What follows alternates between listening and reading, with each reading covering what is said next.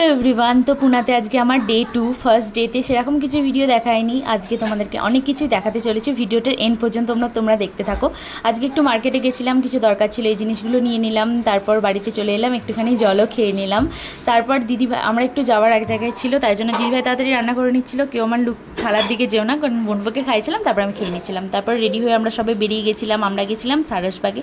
সেখানে গিয়ে বাচ্চাদের অনেক কিছু এন্টারটেনমেন্টের জন্য অনেক খিলোনা আরে ছিল, সেখানে ওরা খেলছিল সবাই মিলে।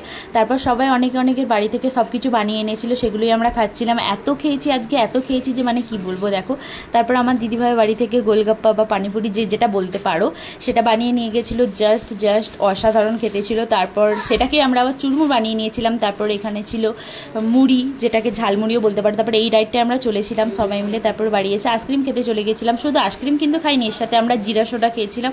আর আজকের দিন আমরা খুব এনজয় করেছি। এরপর আরও ভিডিও আসতে চলেছে, তো টাটা।